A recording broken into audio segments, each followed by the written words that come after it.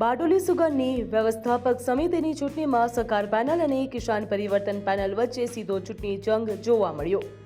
કુલ 15 બેઠકો પૈકી એક બેઠક બિનહરીફ થઈ હતી, જ્યારે બાકીની 14 બેઠકો માટે મતદાન યોજાયું।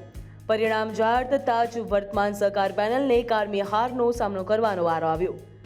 બારડોલી સુગરની ચૂંટણીમાં કિસાન પરિવર્તન પેનલનો ભવ્ય વિજય થયો। આ પરિણામને માત્ર ચૂંટણીનું પરિણામ નહીં, પરંતુ બારડોલી સુગરમાં પરિવર્તનનો જનાદેશ માનવામાં આવી રહ્યો છે।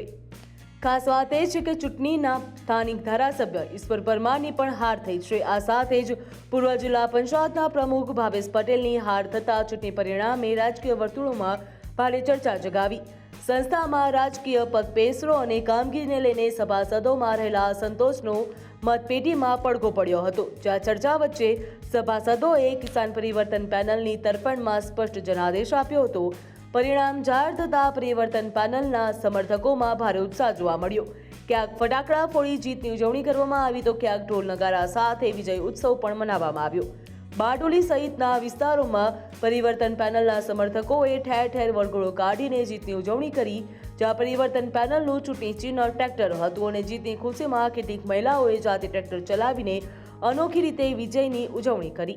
પરિવર્તન માટે લોકોને 10 વર્ષનું શાસન હતું, લોકોના ભાવનું કારણ હતું અને સભાસદોને અનેક મુશ્કેલી હતી, જેવા કે બરેલી શેરડીના મુદ્દાઓ અને શેરડી કટિંગના મુદ્દાઓ। આવા મુદ્દાઓને લઈને અમે ગયા હતા અને લોકોએ અમને સારો પ્રતિસાદ આપ્યો છે અને લોકોએ અમારી તરફેણમાં પૂરી પરિવર્તન પેનલમાં જંગી બહુમતીથી વિજય બનાવવા બદલ ઉત્સવ સભાસદોનો આભાર માનું છું। બારડોલી સુગરની ચૂંટણીમાં આવેલા આ પરિણામે સહકારી ક્ષેત્રથી લઈને સ્થાનિક રાજકારણ સુધી ભારે ચર્ચા જગાવી।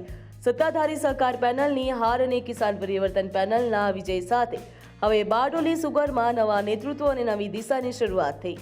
બારડોલી સુગરના સભાસદોએ પરિવર્તનના પક્ષમાં મત આપ્યો, ત્યારે હવે નવી પેનલ બારડોલીની સુગરને કઈ દિશામાં લઈ જશે તેની ઉપર સૌ કોઈની નજર રહેશે। બ્યુરો રિપોર્ટ, ગ્રોથ નાવ ન્યૂઝ।